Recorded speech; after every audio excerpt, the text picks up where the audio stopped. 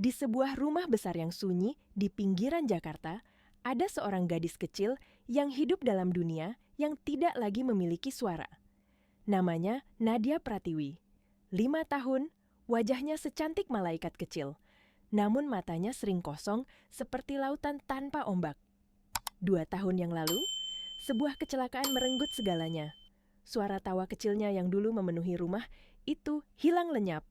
Pendengarannya padam dan dunia berubah menjadi gelap dan sunyi. Para dokter terbaik, dari Jakarta sampai Singapura, Tokyo, bahkan Jerman, sudah mencoba segalanya. Tetapi setiap hasil pemeriksaan selalu sama, seolah takdir telah menutup satu pintu besar di hidupnya. Sarafnya rusak permanen, begitu kata para dokter dengan suara berat dan mata penuh penyesalan. Setiap malam, sang ibu, Ayunda Pratiwi, seorang janda muda yang dulu dikenal kuat dan anggun, duduk di tepi ranjang anaknya.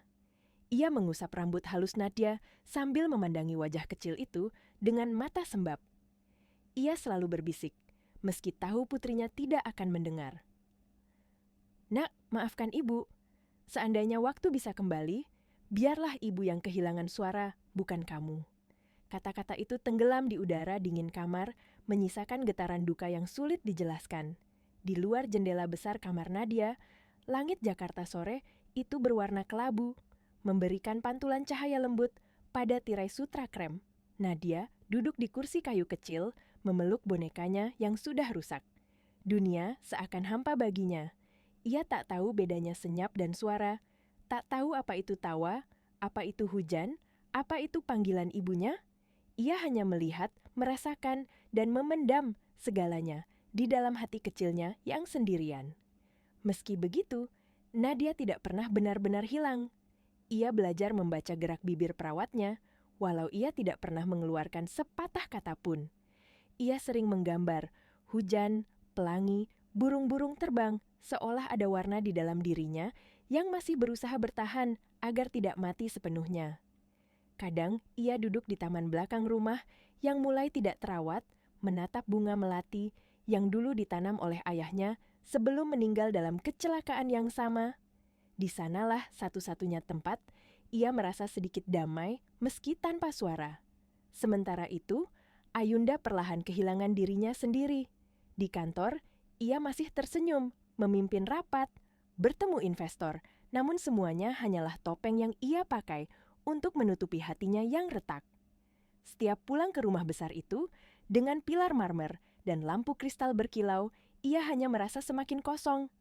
Kekayaan, kekuasaan, semua terasa tidak berarti ketika suara putrinya tidak lagi bisa ia dengar. "Apa gunanya semua ini kalau aku tidak bisa membeli tawa anakku?" Begitu ia berbisik pada cermin besar suatu malam. Rumah itu pun semakin sunyi. Para pelayan berjalan pelan, berbicara dengan suara hampir tak terdengar, seolah takut mengganggu kesedihan yang tidak pernah pergi. Hanya langkah kecil Nadia yang sesekali terdengar menggema di lantai marmer dingin, tanpa suara tawa, tanpa suara teriakan ceria. Langkah-langkah itu seperti mengingatkan Ayunda betapa sepi dunia anaknya. Sampai suatu sore, ketika langit mulai memerah dan aroma tanah basah terbawa angin, Ayunda menatap taman yang mulai layu dari jendela ruang kerjanya. Daun-daun jatuh, bunga-bunga, melati mengering, dan rumput mulai menutupi jalan setapak. Ia menghela napas lelah. Mungkin sudah waktunya mencari tukang kebun baru, gumamnya lirih. Tidak tahu bahwa keputusannya yang terlihat sepele itu akan mengubah hidupnya selamanya. Karena pada sore itu, tanpa ia sadari, seseorang sedang berjalan menuju gerbang rumahnya.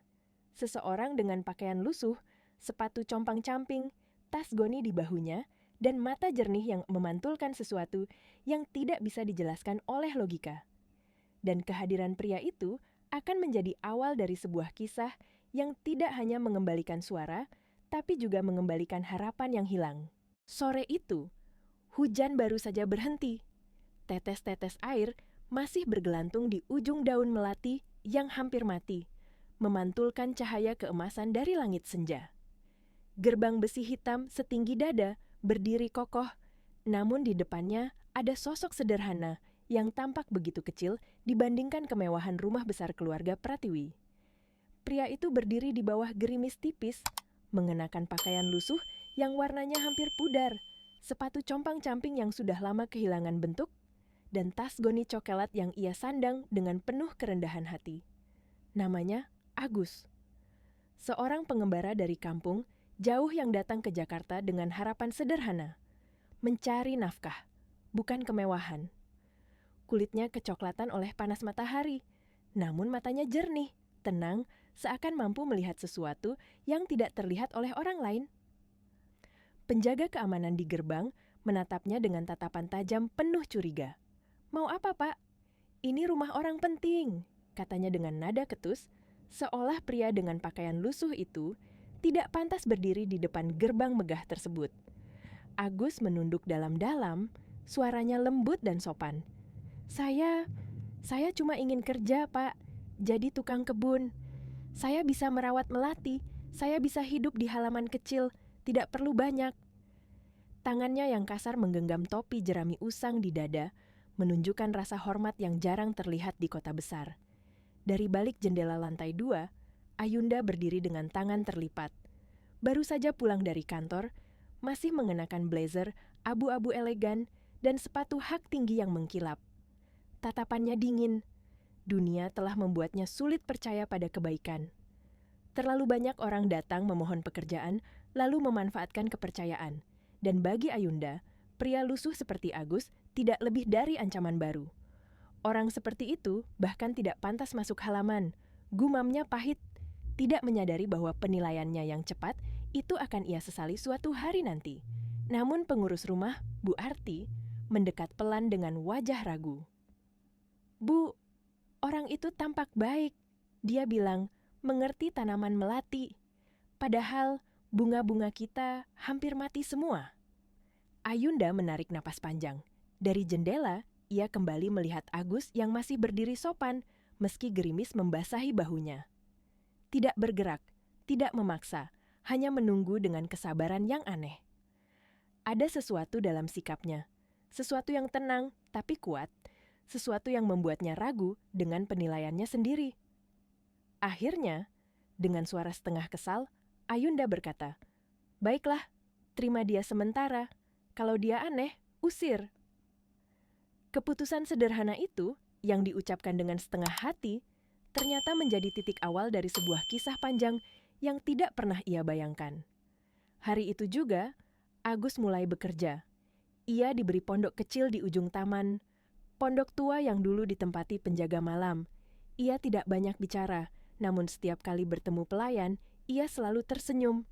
Senyum sederhana yang entah mengapa perlahan membuat orang-orang di rumah itu menghormatinya. Setiap pagi sebelum matahari terbit, Agus sudah bangun. Ia menyapu dedaunan basah, membersihkan parit kecil yang tersumbat, menyiram bunga, dan menanam bibit baru. Ia sering terlihat berbicara pelan kepada tanaman seolah tanaman-tanaman itu bisa mendengar suaranya. "Tumbuhlah. Sebentar lagi kau akan lihat matahari," katanya lembut pada bunga melati yang menguning. Terkadang ia duduk di bawah pohon besar, memejamkan mata, merasakan angin dan mendengarkan burung-burung kecil. Seakan ada percakapan sunyi antara dirinya dan alam, sesuatu yang tidak bisa dilihat atau dimengerti oleh manusia lain. Suatu siang saat hujan turun lagi, Agus melihat sosok kecil duduk sendirian di ayunan taman. Tubuh mungil itu diam, memeluk bonekanya erat, memandang kosong pada genangan air di tanah. Itu adalah Nadia. Agus berhenti menyapu. Sesuatu tentang gadis kecil itu membuat hatinya bergetar, bukan sekadar iba, tapi rasa kedekatan aneh yang tidak ia mengerti. Seolah ia pernah merasakan kesunyian yang sama. Ia berjalan perlahan mendekatinya, berhenti beberapa langkah sebelum ayunan. "Nona kecil," bisiknya perlahan. Nadia menoleh, namun tanpa ekspresi. Matanya jernih namun kosong, seolah dunia tidak memiliki arti. Agus menunduk, memandangi tanah basah sebelum berkata pelan, "Tahukah kamu, bunga pun bisa bicara kalau kita mau mendengarnya." Hujan semakin deras, namun Agus tetap berdiri di sana. Ia tidak mengeluh, tidak berlindung. Ia hanya menatap gadis kecil itu dengan mata yang penuh doa, seakan berkata tanpa suara, Aku tahu hatimu masih hidup. Aku tahu kau masih bisa mendengar, hanya saja dengan cara yang berbeda. Dari lantai 2, Ayunda melihat pemandangan itu. Darahnya mendidih.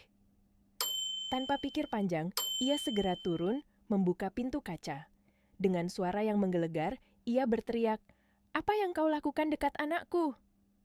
Agus tersentak, cepat menunduk. "Maaf, Bu. Saya hanya ingin menenangkan nona kecil." Namun Ayunda tidak mendengarnya. Ia menunjuk gerbang, suaranya bergetar oleh kemarahan dan trauma masa lalu. "Pergi, jangan pernah bicara dengan putriku lagi. Ingat posisimu, kau hanya tukang kebun." Agus menunduk, tidak membantah. Namun sebelum pergi, ia sempat menatap Nadia sekali lagi. Tatapan itu lembut, penuh kasih. Tatapan yang tidak terlihat oleh Ayunda, namun terekam oleh hati seorang gadis kecil yang selama ini hidup dalam kesunyian. Dan sore itu, dua jiwa yang sama-sama terkurung dalam keheningan saling mengenali. Tanpa suara, tanpa kata, hanya lewat keheningan yang perlahan mulai berbicara. Sore itu kembali muram, awan kelabu menggantung rendah di atas taman luas, belakang rumah besar keluarga Pratiwi. Embun sisa hujan masih menempel di ujung daun melati yang baru mekar, seolah bunga itu pun baru bangun dari tidur panjangnya. Di tengah taman, Nadia duduk di ayunan, memeluk boneka lusuh berwarna biru muda. Tatapannya jauh, mengarah pada kolam ikan, namun matanya kosong, seakan dunia di sekitarnya hanyalah bayangan tanpa suara. Dari kejauhan, Agus memperhatikan gadis itu. Pria sederhana itu berdiri dengan sapu di tangan, tapi sapunya tak lagi bergerak. Ia menatap Nadia dengan hati yang bergetar. Ada rasa aneh yang tumbuh setiap kali ia memandang wajah kecil itu. Bukan rasa kasihan semata, melainkan sesuatu yang lebih dalam.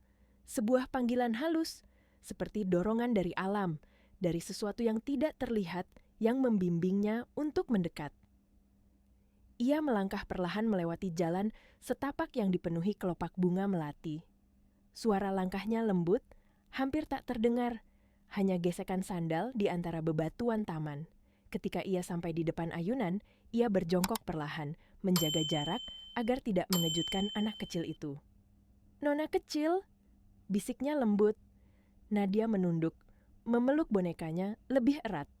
Hujan rintik-rintik mulai turun lagi, membasahi rambut dan bahunya. Agus membiarkan dirinya ikut basah. Ia tidak peduli. "Tahukah kamu?" katanya sambil memungut sehelai kelopak melati dari tanah basah. "Bunga pun bisa berbicara kalau kita mau mendengarnya." Ia meniup kelopak itu pelan, membiarkannya jatuh tepat di pangkuan Nadia. Gerakannya lembut, seperti doa yang dihembuskan lewat angin. Nadia menatap kelopak itu, matanya berkedip perlahan, seolah kelopak bunga itu berbicara langsung ke dalam jiwanya yang sunyi. Meski tidak mendengar kata-kata Agus, ia melihat gerakan bibirnya yang tenang, tatapan matanya yang jernih, dan cara ia memegang dunia dengan kelembutan yang jarang ditemui. Untuk pertama kalinya, Nadia tidak merasa takut di hadapan orang asing. Namun, ketenangan itu tidak berlangsung lama. Dari balkon lantai 2, Ayunda melihat semuanya. Wajahnya menegang. Ia tidak melihat ketenangan yang dirasakan anaknya. Ia hanya melihat seorang pria miskin, tak dikenal, terlalu dekat dengan darah dagingnya. Dalam pikirannya, semua orang asing adalah ancaman, setiap orang miskin adalah bahaya potensial. Luka masa lalu membuatnya buta pada ketulusan yang tampak begitu jelas dari kejauhan. Dengan langkah panik, ia berlari keluar dan berteriak lantang, "Berani-beraninya kau bicara pada anakku." Suara itu membuat burung-burung yang hinggap di cabang melati beterbangan. Nadia tidak mendengar teriakan itu, tapi ia melihat gerakan bibir ibunya, melihat ekspresi marah yang begitu kuat, dan ia pun mengecilkan tubuhnya ketakutan. Agus berdiri terburu-buru, menundukkan kepala. "Maaf, Bu. Saya hanya ingin mencoba sesuatu. Saya percaya alam bisa menyembuhkan." Ayunda menunjuk gerbang dengan mata berkaca-kaca oleh marah dan trauma yang ia pendam bertahun-tahun. "Pergi sebelum aku panggil satpam. Jangan pernah dekat-dekat dengan anakku lagi." Agus menunduk lebih dalam. Hujan mulai deras. Air mengalir di wajahnya seperti air mata yang tidak ia keluarkan. Namun, di matanya tidak ada kebencian, hanya ketulusan yang tidak bisa dibendung. "Baik, Bu," katanya lirih. "Maafkan saya tidak bermaksud lancang." Ia melangkah pergi. Setiap tapak meninggalkan jejak di tanah basah, seolah bumi mencatat ketulusannya satu persatu. Nadia memandangi punggungnya yang menjauh, mata kecilnya bergetar. Ada sesuatu dalam bayangan pria itu, sesuatu yang membuat hatinya yang sunyi terasa lebih hangat, lebih aman, lebih dimengerti. Malamnya, hujan turun lebih deras. Nadia duduk di jendela kamarnya, menggambar di atas kaca berembun. Tangannya menggambar dua sosok, seorang pria berpakaian lusuh dan seorang anak kecil berdiri bersama di bawah hujan. Ia tidak tahu mengapa gambarnya seperti itu, namun hatinya merasa tenang. Di pondok kecil di ujung taman, Agus duduk bersila di bawah atap yang bocor. Di tangannya, bunga melati yang ia petik sore tadi. Ia menatapnya dalam-dalam, seolah bunga itu sedang menyampaikan sesuatu. Dengan suara hampir tak terdengar, ia berbisik. Suara alam akan datang padanya, yang suci hanya perlu disentuh dengan hati, bukan kata. Dan malam itu, di tengah gemuruh hujan, dua jiwa, yang satu tenggelam dalam kesunyian, yang lain memeluk doa tanpa pamrih, perlahan mendekat dalam takdir yang mulai menulis cerita mereka sendiri. Malam itu, langit Jakarta seakan menumpahkan seluruh kesedihannya. Hujan turun tanpa jeda, deras, berat, dan gelap, seolah menyelimuti seluruh kota dengan luka yang tak terlihat. Rumah besar keluarga Pratiwi dipenuhi suara gemercik air yang jatuh dari atap dan talang, namun bagi Nadia, dunia tetap sunyi, tetap kosong. Di taman belakang, ayunan kecil tempat ia sering duduk bergoyang perlahan tertiup angin kencang. Dan di sanalah, di tengah hujan malam yang liar, tubuh kecil Nadia terguncang dingin. Gaun tidurnya yang tipis sudah basah kuyup, rambutnya menempel di pipinya, dan kakinya yang mungil menggigil tanpa suara. Ia tidak sadar bahwa dunia di sekelilingnya sedang panik mencarinya. Ia tidak mendengar teriakan pelayan, tidak mendengar bunyi petir yang menggetarkan langit. Bagi Nadia, hanya ada hujan yang menari di depan matanya, tanpa suara, tanpa bentuk. Dari pondok kecil di ujung taman, Agus menatap keluar jendela sempit yang sudah dipenuhi embun. Ia seperti merasakan sesuatu yang salah. Nalurinya bergetar. Ia mengerjap, mencoba melihat lebih jelas. Dan saat itu juga ia melihat bayangan kecil di bawah hujan. Tubuh mungil yang duduk membungkuk di ayunan. Napasnya tercekat. "Ya Tuhan, nona kecil itu!" Tanpa pikir panjang, ia meraih payung tua yang rangkanya sudah berkarat dan kainnya berlubang. Ia berlari keluar pondok, hujan langsung menghantam tubuhnya, meresap melalui pakaiannya dalam sekejap. Setiap langkahnya menimbulkan cipratan air yang penuh lumpur. Angin menampar wajahnya, namun ia tidak berhenti. Ketika sampai di depan Nadia, ia menjatuhkan payungnya. Hujan terlalu deras. Payung itu tidak ada gunanya lagi. Ia berlutut tepat di depan gadis kecil itu. Tubuh Agus bergetar bukan karena dingin, tetapi karena rasa khawatir yang begitu dalam. "Nona kecil," ucapnya lirih, suaranya pecah oleh angin dan hujan. Nadia mengangkat wajahnya perlahan. Ia tidak tahu siapa di depannya. Ia tidak tahu suara yang keluar, tetapi matanya mengenali ketenangan itu. Sosok yang pernah duduk di depannya. Sosok yang meniup kelopak melati dengan lembut. Sosok yang tidak membuatnya takut. Agus memandang langit, lalu meletakkan tangannya perlahan di atas kepala Nadia yang basah. Suaranya bergetar, namun penuh iman. "Tuhan, aku tahu Kau titipkan cahaya di dirinya. Jangan biarkan cahaya itu padam. Kalau aku boleh menjadi alat-Mu, biarlah tangan ini membawa sedikit dari kasih-Mu kepadanya." Lalu, dengan bahasa yang terdengar seperti doa kuno, ia mulai berbisik. Kata-katanya mengalir lembut, tidak keras, namun terasa kuat, seolah bukan dari bibirnya, melainkan dari jiwanya. Angin di sekitar mereka berubah. Hujan yang tadinya menghantam tanah, dengan kasar kini terasa lebih lembut, seakan diseka oleh tangan yang tak terlihat. Nadia menggigil. Tubuh kecilnya menegang, matanya terpejam rapat, bibirnya bergerak-gerak, seakan ada sesuatu dalam dirinya yang ingin keluar. Sesuatu yang selama 2 tahun terkunci di dalam ruang gelap tanpa pintu. Agus tidak berhenti berdoa. Air matanya bercampur dengan hujan. Ia tidak tahu apa yang akan terjadi, namun ia percaya. Ia percaya pada alam, ia percaya pada Tuhan, ia percaya pada cahaya yang tidak bisa dilihat oleh mata. Lalu, terjadi sesuatu. Pertama hanya isakan kecil, pelan, rapuh, seperti bunga yang baru membuka kelopaknya. Namun, isakan itu berubah menjadi tangis.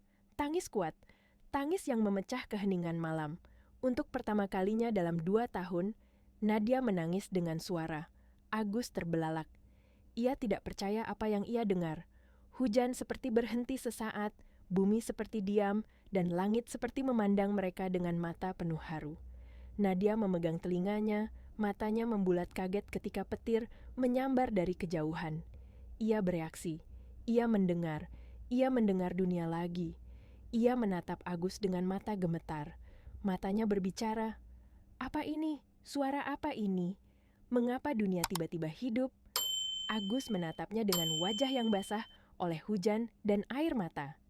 Ia tidak memiliki jawaban, ia hanya menatap langit, memahami bahwa sesuatu yang tak bisa dijelaskan oleh logika baru saja terjadi. Di kejauhan, lampu rumah besar menyala. Pelayan berlari tergesa-gesa sambil membawa jas hujan. Dan tak lama kemudian, Ayunda muncul dengan wajah pucat ketakutan. "Nadia, astaga, apa yang kau lakukan di sini?" Ia berlari memeluk putrinya yang basah kuyup. Namun, pelukan itu dihentikan oleh sesuatu yang membuatnya membeku. Nadia menatap wajah ibunya. Matanya berkaca-kaca, tangannya menyentuh pipi Ayunda.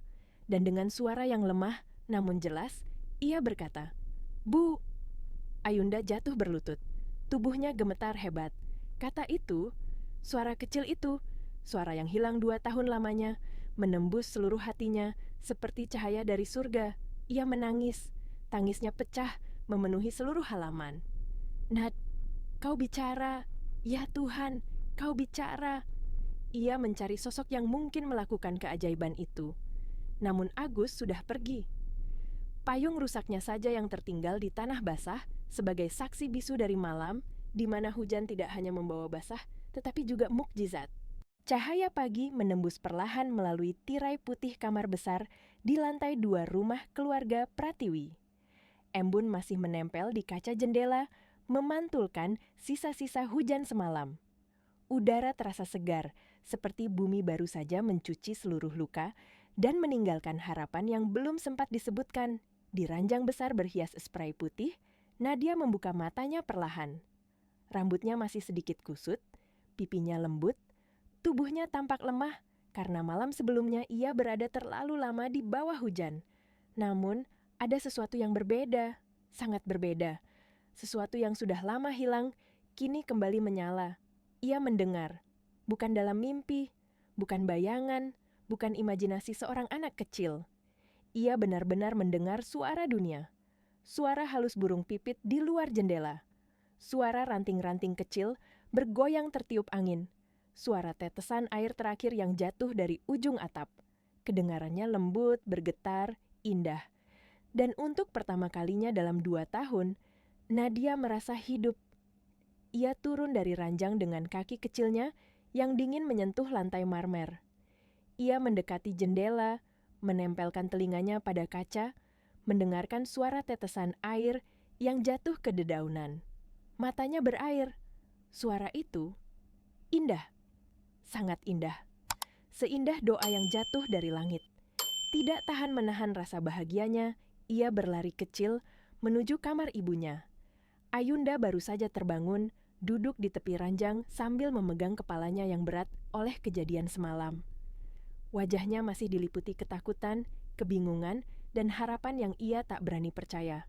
Sebelum ia sempat berdiri, pintu terbuka. Nadia muncul di ambang pintu, wajahnya berseri-seri, matanya berbinar seperti bintang pagi. Ia berlari memeluk ibunya erat-erat. "Bu!" Suaranya parau, retak namun nyata. Suara hujan, indah. Ayunda membeku. Dunia seolah berhenti berputar. Kata-kata itu menghantam dadanya begitu kuat, membuatnya kehilangan napas sesaat. "Nadia, kau bicara?" Suaranya serak, penuh gemetar. "Kau bicara? Kau dengar suara ibu?" Nadia mengangguk cepat, air mata jatuh dari matanya yang polos. "Aku dengar, Bu. Aku dengar." Tangis Ayunda pecah seketika. Ia memeluk putrinya, menangis di bahunya. Seluruh rumah bergema oleh tangisan bahagia. Tangisan yang selama ini hilang dari rumah itu. Pelayan-pelayan berlarian ke kamar, tidak percaya melihat Nadia berbicara lagi. Penjaga keamanan berdiri di pintu, dengan tangan menutup mulutnya. Dan hanya dalam beberapa menit, dokter pribadi mereka muncul tergesa-gesa, membawa koper alat-alat medis. Nadia dibaringkan di ruang perawatan kecil, alat-alat mesin menempel di kepala dan dadanya. Monitor menyala, garis-garis digital bergerak cepat. Dokter tua itu menatap hasil pemindaian otak dengan dahi berkerut, tangan bergetar. "Secara medis, ini mustahil," gumamnya lirih. Ayunda mendekat. "Mustahil bagaimana, Dok?" Dokter menghela napas panjang. Saraf pendengaran dan pita suara yang rusak 2 tahun lalu kini aktif kembali, seolah baru terlahir. Ayunda memegang dada, napasnya tercekat. Bagaimana bisa? Dokter hanya menggeleng perlahan, tatapannya kosong namun kagum. Tidak ada obat, tidak ada terapi, tidak ada operasi, tidak ada penjelasan medis. Ini di luar logika. Ini keajaiban. Kalimat itu menggema di benak Ayunda seperti lonceng yang memecah kesunyian. Keajaiban. Kata yang tidak pernah lagi ia percaya. Kata yang ia pikir hanya dongeng. Namun kini, kata itu masuk ke dalam hidupnya dengan cara paling lembut dan paling mengguncang. Sepanjang hari, Ayunda duduk bersama Nadia, memegang tangannya, menatap wajah anaknya yang kini mulai tersenyum kecil setiap kali mendengar suara jam dinding, suara langkah kaki pelayan, suara gelas diletakkan di meja. Suara-suara biasa, namun menjadi hadiah terbesar dalam hidup mereka. Namun di tengah kebahagiaannya, ada sesuatu yang mengganjal. Suara di dalam kepalanya berbisik. Satu nama muncul berulang-ulang. Agus. Ayunda teringat payung rusak itu. Terbayang tatapan lembut pria itu pada anaknya. Terngiang kalimat yang dulu ia dengar dengan sinis dan amarah. "Saya percaya alam bisa menyembuhkan." Seketika, tubuhnya bergetar. Ia memanggil satpam. "Cari Agus. Cari dia sekarang. Ke pondok belakang." Satpam berlari ke taman, namun tidak lama kemudian ia kembali. Wajahnya bingung. "Bu, pondok itu kosong." Ayunda menegang. "Kosong? Maksudmu apa?" "Tidak ada barangnya, tidak ada tasnya, tidak ada pakaian, seperti dia tidak pernah tinggal di sana." Ayunda berjalan ke taman, melati-melati mekar harum, putih dan segar, seolah hidup kembali dalam semalam. Ia menatap bunga-bunga itu dengan hati yang berdegup keras. Angin berembus lembut, membawa aroma hujan yang menenangkan. Dalam keheningan itu, ada suara kecil berbisik di dalam hatinya, bukan dari telinga, namun dari sesuatu yang lebih dalam. "Yang menyembuhkan bukan aku, Bu. Hanya cinta dan keyakinan yang selama ini kau lupakan." Ayunda menutup matanya. Air mata jatuh tanpa ia sadari. Malam itu, ia tahu hidupnya tidak akan pernah sama lagi. Hari-hari berikutnya berlalu seperti mimpi yang belum sepenuhnya dipahami Ayunda. Keajaiban yang terjadi pada putrinya tidak pernah berhenti berputar di dalam kepalanya. Setiap kali mendengar Nadia tertawa kecil, ia merasa dadanya hangat, tetapi di saat yang sama, hatinya hancur perlahan. Karena ia tahu, mukjizat itu tidak datang dari usaha mahalnya, bukan dari dokter-dokter terkenal yang ia bayar dengan kekayaan yang hampir tak terbatas, melainkan dari seorang pria sederhana. Pria yang pernah ia hina dan usir tanpa belas kasih. Sejak pagi, Ayunda tidak lagi bisa fokus pada pekerjaannya. Ia duduk di teras rumah sambil melihat taman yang kini berubah drastis. Bunga melati yang dulu mengering kini bermekaran dengan wangi yang lembut. Anggrek-anggrek yang mati suri kini tumbuh subur dan penuh warna. Rumput yang dulu cokelat kini hijau segar. Taman itu seolah hidup kembali. Seakan tangan yang merawatnya bukan tangan manusia biasa. Ia menyentuh kelopak melati perlahan, seolah mencari jawaban. Setiap sinar matahari yang jatuh di atas bunga-bunga itu membuat bayangan Agus muncul dalam ingatannya. Matanya yang jernih, senyumnya yang tenang, tangannya yang selalu menyentuh tanah dengan penuh hormat. Seperti alam, adalah makhluk hidup yang ia perlakukan sebagai sahabat. "Pak Bima," katanya lirih kepada sopir pribadinya. "Tolong cari dia." Pak Bima menatapnya dengan bingung. "Cari siapa, Bu?" "Agus," jawabnya tegas meski suaranya bergetar. "Cari ke terminal, ke pasar, ke kampung sekitar sini. Tanya semua orang, jangan berhenti sampai ketemu." Sopir itu mengangguk. "Baik, Bu, tapi orang seperti dia bisa pergi kemana saja." Ayunda memalingkan wajahnya, menatap taman yang kini berkilau diterpa matahari sore. "Justru itu, saya harus menemukannya." Hari demi hari berlalu. Namun hasilnya nihil. Tidak ada yang melihat Agus. Tidak ada yang mengenalnya. Tidak ada jejak. Tidak ada petunjuk. Seolah pria itu lenyap begitu saja dari dunia.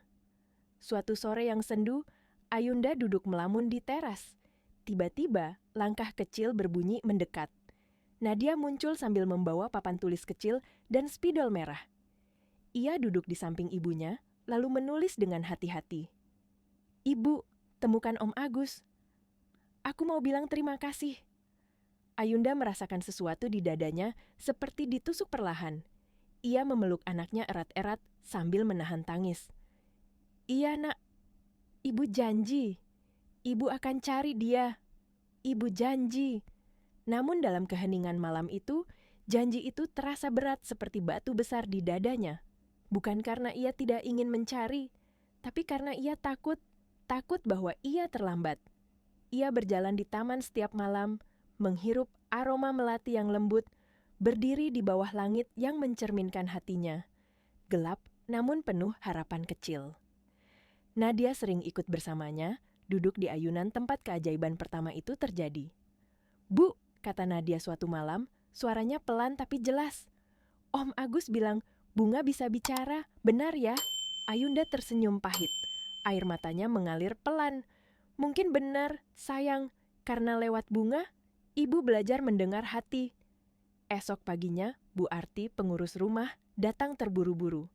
"Bu, saya dengar kabar dari pedagang sayur di pasar. Katanya ada pria mirip Pak Agus sering membantu warga di kampung tepi sawah. Tapi dia tidak mau dibayar. Katanya, dia cuma ingin mendengar doa dari langit." Ayunda terdiam. Kata-kata itu seperti petir yang menyambar pelan. Doa dari langit, itu terdengar sangat mirip Agus. Tanpa menunggu lama, Ayunda memegang tangan Nadia. "Kita pergi sekarang." Nadia tersenyum kecil, memeluk boneka lusuhnya. "Aku mau kasih bunga buat Om Agus."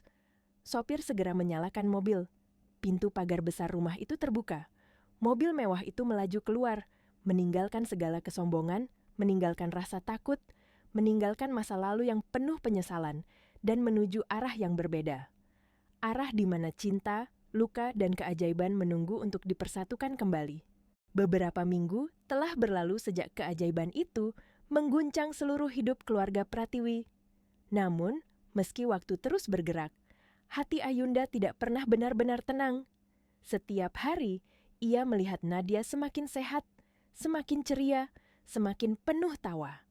Suara-suara kecil anaknya yang dulu begitu, ia rindukan kini mengisi kembali sudut-sudut rumah yang selama ini sunyi. Tetapi, di balik semua kebahagiaan itu, ada satu hal yang terus mengiris hatinya pelan-pelan. Ia tidak tahu di mana Agus berada. Ia tidak tahu apakah pria sederhana itu baik-baik saja.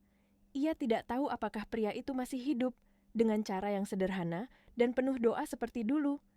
Ia tidak tahu apakah pria itu juga merindukan mereka. Suatu siang, ketika Ayunda sedang menatap laporan perusahaan yang kini terasa hambar dan tidak berarti, seorang karyawan masuk dengan napas tergesa-gesa. "Bu, saya temukan dia," katanya pelan. Ayunda langsung mendongak, jantungnya berdetak semakin cepat. "Di mana?" "Di pinggir sawah daerah Serpong Timur, Bu. Dia tinggal di gubuk reot, membantu warga sekitar, tidak mau dibayar. Ayunda menutup map laporannya. Tangannya bergetar. Ia memanggil sopir dan menggandeng Nadia, yang kini mulai bisa berbicara dengan lancar. "Kita cari Om Agus." "Ya," ucapnya lembut. Nadia mengangguk penuh semangat, memeluk setangkai melati yang ia ambil dari taman rumah, melati yang dulu ditanam dan dirawat Agus. Bunga itu ia genggam erat, seolah itu adalah hadiah terbesar yang bisa ia berikan pada seseorang yang pernah menyentuh hidupnya dengan mukjizat. Perjalanan menuju desa itu memakan waktu hampir 2 jam. Mobil mewah mereka berhenti di sebuah jalan tanah yang dikelilingi hamparan sawah hijau seluas mata memandang. Angin berembus lembut, membawa aroma padi muda dan tanah basah. Di tengah pemandangan menenangkan itu, berdiri sebuah gubuk kecil beratap daun kelapa yang miring di satu sisi. Dari dalamnya, keluar asap tipis, tanda seseorang sedang menyalakan tungku kayu. Ayunda turun perlahan dari mobil. Nadia berlari kecil ke depan sambil menunjuk. "Bu, itu Om Agus." Di depan gubuk, Agus sedang menumbuk singkong dengan lesung kayu. Pakaian lusuhnya tampak bersih, tubuhnya letih, namun wajahnya penuh ketenangan. Ketika ia mendengar suara kaki mendekat, ia menoleh. Masih setengah menunduk, matanya langsung membesar. Di sana, berdiri 2 sosok yang tidak pernah ia bayangkan akan muncul di depan gubuk sederhana itu. Seorang wanita kaya ternama yang dulu mengusirnya dengan luka di hati, dan seorang gadis kecil yang pernah ia doakan di bawah hujan. Agus meletakkan alu perlahan dan berdiri. "Bu Ayunda, Nona kecil," katanya. Suaranya bergetar halus. Ayunda tidak sanggup menahan air matanya. Ia melangkah cepat dan, untuk pertama kalinya dalam hidupnya, ia berlutut di tanah berlumpur di depan seorang pria miskin. Tangisnya pecah. "Maafkan saya sombong, saya buta hati. Kau menyembuhkan sesuatu yang tidak bisa disembuhkan siapapun, dan aku malah menghinamu." Agus terdiam lama. Angin sawah berhembus pelan, melayang melewati wajah mereka bertiga. Akhirnya, ia menggeleng perlahan. "Jangan berlutut, Bu. Saya bukan siapa-siapa. Saya hanya perantara kecil. Yang menyembuhkan, Dia yang di atas." Nadia maju beberapa langkah dan memeluk kaki Agus sambil tersenyum polos. "Om Agus, terima kasih. Aku bisa dengar lagi. Suara hujan, suara ibu, suara burung." Agus berlutut mengusap kepala gadis kecil itu lembut, matanya berkaca-kaca. "Kau gadis kuat, Nak. Tuhan mencintaimu. Jangan lupa bersyukur setiap kali kamu mendengar sesuatu. Karena suara adalah anugerah." Angin kembali bertiup pelan, mengibaskan rambut Ayunda. Ia memandang Agus dengan tatapan berbeda. Tatapan seseorang yang kehilangan sesuatu yang lebih besar dari harga diri. Kesempatan untuk menghargai kebaikan sebelum terlambat. "Kenapa kau pergi tanpa pamit?" tanyanya lirih. Agus tersenyum. Senyum yang tidak sombong, tidak getir, hanya damai. "Tugas saya sudah selesai, Bu. Saya datang hanya karena hati saya digerakkan untuk menolong. Ketika itu selesai, saya kembali ke jalan saya." Ayunda menunduk. Dadanya terasa sesak. Dunia yang dulu ia banggakan dengan kekuasaan, kemewahan, dan hormat, ternyata tidak ada apa-apanya dibanding ketenangan pria ini. Ia menatap gubuk kecil itu, lalu menatap Agus. "Kalau begitu, biarkan saya menolongmu kali ini," katanya dengan suara pelan namun tegas. Agus tertawa pelan, menatap sawah yang hijau terhampar di belakang gubuk. "Tidak ada yang perlu ditolong, Bu. Selama hati tenang, orang miskin pun sudah kaya." Dan di sore itu, di tengah angin yang lembut dan cahaya yang keemasan, 3 hati duduk bersama di depan gubuk kecil itu. Seorang wanita kaya yang baru belajar arti rendah hati. Seorang gadis kecil yang menemukan kembali suara dunia. Dan seorang pria sederhana yang membawa kedamaian tanpa pamrih. Sejak hari itu, hidup Ayunda Pratiwi berubah pelan. Tidak dengan gemuruh besar, tetapi dengan kedamaian kecil yang tumbuh seperti melati di musim hujan. Ia tak lagi pulang kantor, hingga larut malam. Tidak lagi membiarkan dirinya tenggelam dalam tumpukan dokumen dan ambisi yang dulu menjadi segalanya baginya. Kini, setiap akhir pekan, mobil mewahnya akan berhenti di jalan tanah kecil yang mengarah ke sawah hijau di pinggir desa. Di ujung jalan itu, gubuk reot milik Agus berdiri sederhana namun penuh kehidupan. Agus selalu menyambut kedatangannya dengan senyum tulus. "Repot sekali, Bu. Datang sejauh ini hanya untuk orang kampung seperti saya," katanya suatu sore dengan tawa kecil sambil menyalakan tungku kayu di depan gubuknya. Ayunda membalas senyum itu, meletakkan bungkusan nasi, sayur, dan beberapa bahan makanan di atas meja kayu sederhana. "Bukan repot, Gus. Di sini, aku merasa hidup." Perkataan itu membuat Agus terdiam sejenak. Wajahnya menunduk, menyembunyikan keteduhan yang selalu memancar dari sorot matanya. Ia tahu, wanita itu telah melalui badai besar dalam hidupnya. Luka kehilangan yang ia simpan begitu, dalam kadang masih terlihat dari cara ia memandang sunset di atas sawah, seolah mencari sesuatu yang hilang selamanya. Tapi, Agus tidak pernah bertanya banyak. Ia tidak pernah memaksa. Ia hanya menemani dengan diam, senyum, dan kehadiran yang selalu menenangkan. Sementara itu, Nadia berlari-lari di sawah kecil belakang gubuk. Tawa kecilnya terdengar nyaring saat ia mengejar kupu-kupu, memungut bunga liar, dan mendengarkan suara air yang mengalir di parit kecil. Kadang ia berteriak memanggil ibunya, "Bu, dengar, burungnya nyanyi." Ayunda melihatnya dari kejauhan, matanya berkaca-kaca setiap kali mendengar suara anaknya. Bagi orang lain itu hal biasa. Bagi Ayunda, itu keajaiban yang akan selamanya ia syukuri. Hari-hari di gubuk itu terasa seperti terapi bagi luka masa lalu. Ayunda mulai terbiasa duduk di tikar pandan, menyeduh teh panas yang dibuat Agus, dan mendengarkan pria itu berbicara pelan tentang alam. "Alam itu sabar," katanya suatu kali, suaranya dalam dan lembut. Ia tidak pernah marah meski sering diinjak, ditebang, dilupakan. Tapi saat kita mau mendengarnya, ia bisa menyembuhkan. Ayunda menatapnya lama. Kata-katanya sederhana, namun terasa menembus ke dalam hati. Ada sesuatu dalam diri Agus, sesuatu yang tidak bisa dibeli dengan uang, sesuatu yang tidak bisa ditemukan di kantor-kantor megah atau rapat-rapat bisnis.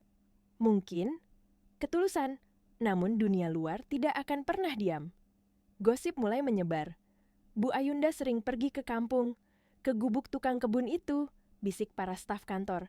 "Katanya, janda kaya itu jatuh cinta pada orang miskin," tambah yang lain sambil menahan tawa. Kabar itu meluas dengan cepat, seperti angin yang membawa debu. Sampai akhirnya, kabar itu sampai ke telinga direksi perusahaan dan kerabat-kerabat Ayunda. Suatu malam, teleponnya berdering. Di ujung sana, ada suara sahabat lamanya, seorang wanita terpandang di dunia bisnis. "Ayunda, kau harus pikirkan reputasimu. Kau itu pemimpin perusahaan besar. Apa kata orang kalau kau terlalu dekat dengan lelaki kampung itu?" Ayunda menatap langit malam dari balkon rumahnya. Bintang-bintang tampak jauh, namun cahayanya membuatnya merasa tenang. Ia tersenyum kecil, lirih, dan menjawab, "Dulu aku hidup demi apa kata orang. Tapi sekarang, aku ingin hidup demi apa kata hatiku." Keesokan harinya, ia kembali datang ke gubuk itu. Saat melihatnya, Agus berdiri dengan canggung. "Bu, mungkin ibu sebaiknya tidak sering ke sini. Orang bisa salah paham," katanya hati-hati. Ayunda menatapnya dengan mata teduh, tanpa ragu sedikit pun. "Biarkan mereka bicara, Gus. Mereka hanya mengenal dunia yang ramai. Mereka tidak tahu betapa indahnya dunia yang tenang." Agus terdiam. Angin sawah berembus lembut, menggoyang ujung daun padi yang hijau berkilau. Di saat itu, Nadia berlari membawa setangkai bunga liar. Ia meletakkannya di tangan Agus.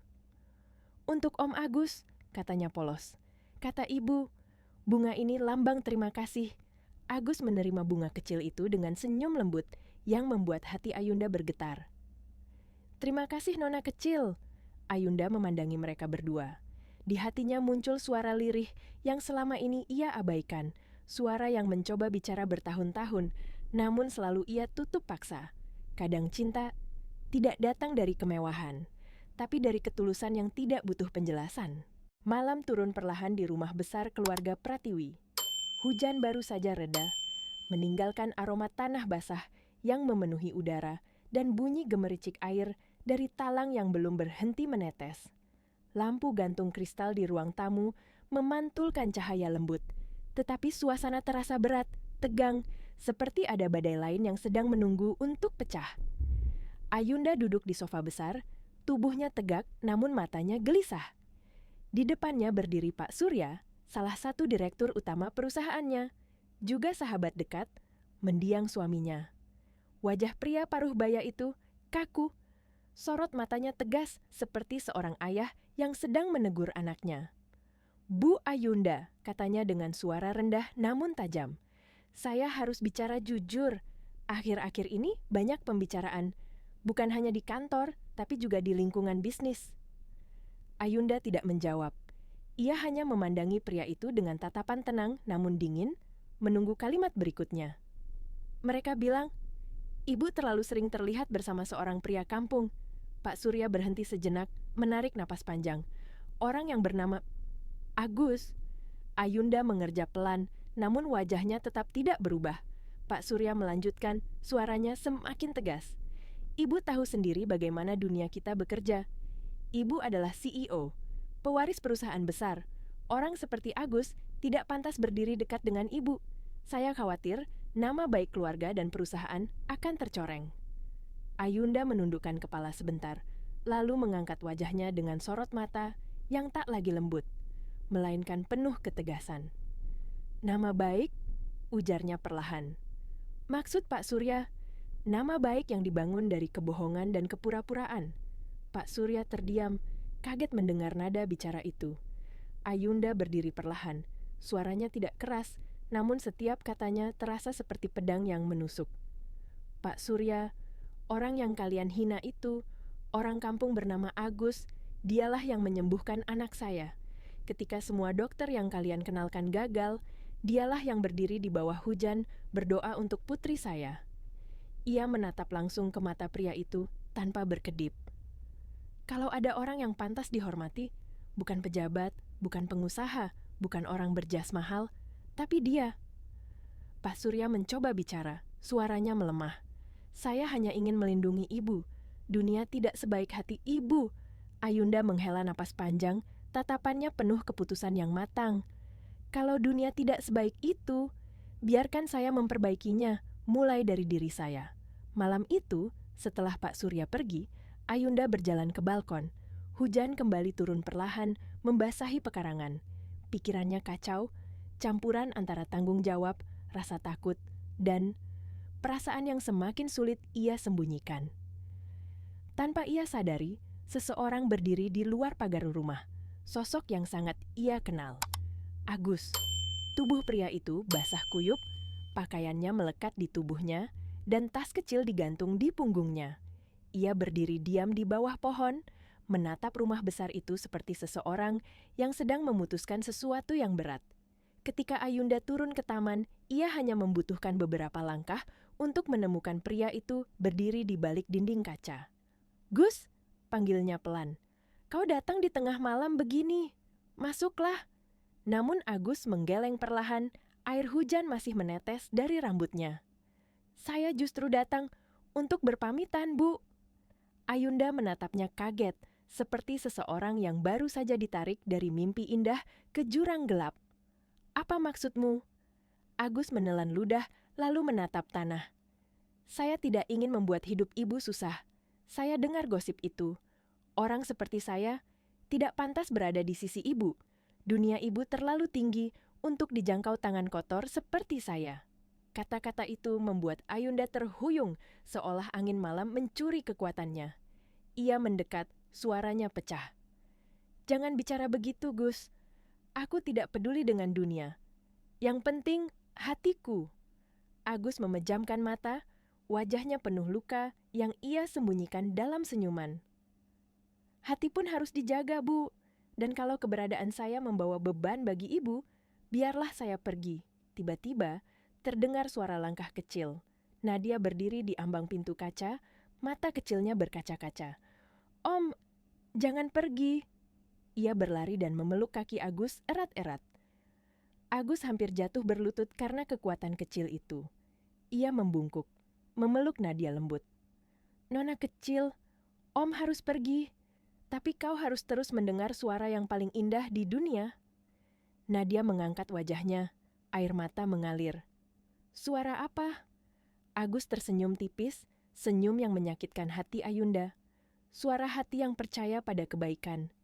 Ayunda tidak tahan lagi. Air matanya jatuh tanpa henti. Jika kau pergi, Gus, siapa yang akan mengajari kami mendengar itu lagi? Agus menatapnya dengan mata basah, namun tekadnya kuat. Saya hanya datang untuk mengembalikan apa yang pernah hilang. Sekarang giliran ibu dan Nadia melanjutkannya.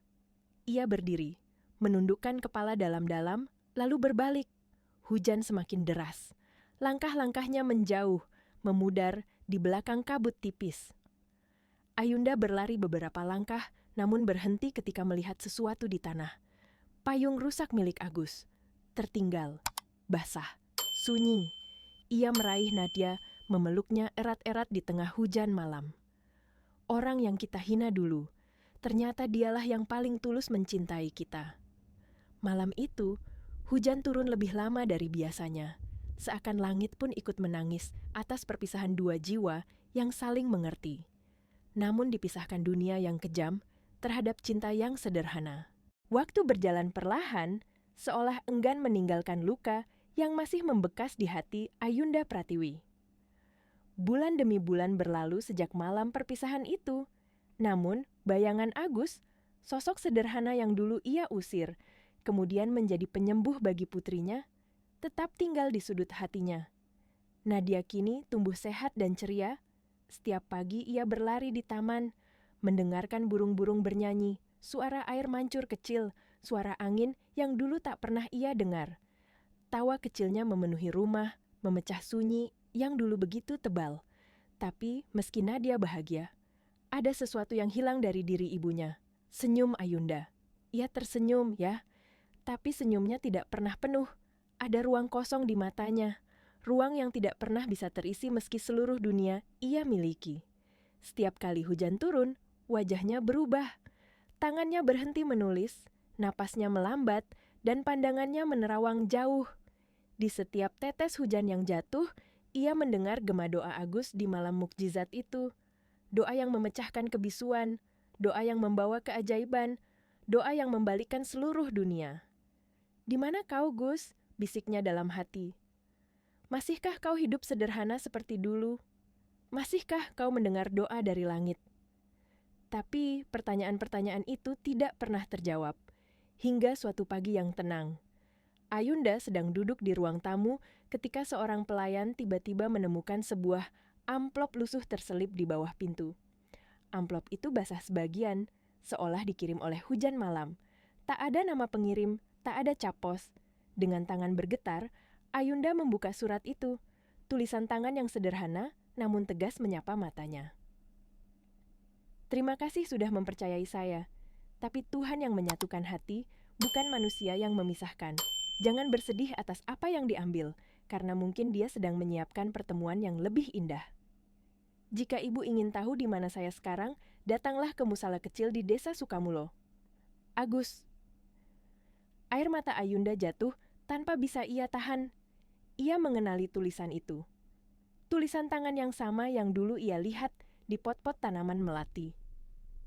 Tulisan yang sederhana, jujur, dan penuh ketenangan. Ia berdiri cepat, memanggil Nadia. "Nak, kita pergi." Perjalanan menuju desa Sukamulyo panjang dan tenang. Jalan yang dilalui sempit, dihiasi sawah, bambu dan angin yang membawa aroma tanah basah. Mobil mereka akhirnya berhenti di depan sebuah musala kecil beratap seng. Dari dalam terdengar suara anak-anak mengaji dengan semangat. Ayunda menggenggam tangan Nadia erat-erat. Jantungnya berdegup kencang. Ketika ia membuka pintu musala, matanya langsung menemukan sosok itu. Agus. Ia berdiri di antara anak-anak desa, mengenakan baju sederhana, mengajarkan doa dengan suara lembut. Rambutnya sedikit lebih panjang, wajahnya lebih kurus, namun ketenangan di matanya tetap sama. Ketenangan yang dulu menyentuh Nadia di tengah hujan. Begitu pelajaran selesai, anak-anak berpamitan sambil mencium tangannya. Agus tersenyum, lalu menoleh. Ia tertegun. Ayunda berdiri di sana, Nadia di sampingnya. Mata mereka berkaca-kaca. Agus hampir tidak bisa bergerak. "Bu Ayunda," suaranya bergetar. Ayunda tersenyum dengan air mata yang jatuh lembut. "Aku sudah menemukanku lagi, Gus. Tapi kali ini bukan karena keajaiban, melainkan karena hatiku yang menuntun." Agus menunduk dalam, matanya basah oleh rasa haru. "Saya tidak pernah pergi jauh, Bu. Saya hanya menunggu sampai Ibu datang, bukan karena kesembuhan, tapi karena keikhlasan." Nadia berlari kecil dan memeluk pinggang Agus erat-erat. "Om Agus, aku rindu." Agus memeluknya lembut. "Rindu adalah cara Tuhan mengingatkan kita, Nak, bahwa masih ada kasih yang belum selesai." Ayunda melangkah mendekat. Ia menyodorkan surat lusuh itu ke tangan Agus. "Aku sudah membaca suratmu, dan aku datang, bukan untuk berterima kasih, aku datang untuk menjemput ketenangan yang dulu pernah kau bawa ke hidupku." Agus menatapnya lama, lalu tersenyum tipis. "Kalau begitu, biarlah Tuhan yang memutuskan langkah kita selanjutnya." Di luar, angin berembus pelan, kamyang bambu bergesekan lembut, cahaya senja masuk dari celah dinding musala, menerpa wajah mereka bertiga dengan hangat. Ayunda tahu, detik itu bukan kebetulan. Ini adalah takdir yang menunggu untuk disempurnakan. Langit sore desa Sukamulyo berubah keemasan. Di hamparan melati yang mekar, warga desa berkumpul untuk doa sore. Ayunda mengenakan kebaya putih sederhana. Nadia menggandeng tangannya seperti bunga kecil yang tumbuh di samping ibunya. Di seberang taman, Agus sedang membantu menata tikar. Ia tidak tahu, hari itu akan mengubah nasibnya lagi. Ayunda melangkah mendekat. Nadia berlari di depan, menaburkan kelopak melati di jalan yang mereka lalui. Semua orang menoleh. Ketika jarak tinggal beberapa langkah, Ayunda berhenti. Hening, bahkan burung pun seakan ikut mendengarkan. Dengan suara bergetar, ia berkata, "Dulu aku tuli terhadap nasihat, bisu terhadap kebaikan. Aku sibuk mendengarkan dunia, tapi menutup telinga terhadap suara hati. Tapi kau, Gus, kau mengajariku arti cinta yang tak meminta balasan." Agus menunduk malu. "Bu Ayunda, saya hanya ingin kalian bahagia." Ayunda tersenyum, melangkah setengah langkah lebih dekat. "Bahagia itu sederhana, Gus. Bahagia itu ada ketika kau di sini." Warga desa menahan napas. Tiba-tiba, Nadia berdiri di depan mereka berdua dan berkata polos, "Om Agus, jadi ayahku ya?" Kalimat itu seperti cahaya yang menembus seluruh taman. Beberapa warga meneteskan air mata haru. Agus terdiam, tangannya bergetar. Ia berjongkok memeluk Nadia erat-erat. "Kalau Tuhan mengizinkan, Nak, Om akan jadi ayahmu seumur hidup." Nadia tertawa, tawa murni yang memenuhi seluruh taman. "Aku punya ayah dan ibu sekarang." Ayunda menutup mulut, menahan tangis bahagia. Warga desa bertepuk tangan. Doa lirih terdengar dari sudut-sudut taman. Angin sore membawa wangi melati yang lembut, seolah alam ikut merestui pertemuan tiga hati itu. Agus menatap Ayunda, matanya penuh syukur. "Saya tidak punya harta, Bu, tapi saya punya cinta dan doa, dan itu yang akan saya jaga selamanya." Ayunda menjawab pelan dengan senyum yang akhirnya penuh. "Itu saja sudah lebih dari cukup, Gus." Di bawah langit lembayung senja, tiga sosok itu berdiri bersama. Ibu, anak, dan pria sederhana yang dipilih Tuhan untuk menyembuhkan luka mereka. Dunia mungkin melihat mereka berbeda, tetapi di taman kecil itu, mereka kaya oleh cinta. Cinta yang tumbuh dari kesunyian, disiram air mata, dan mekar oleh keajaiban.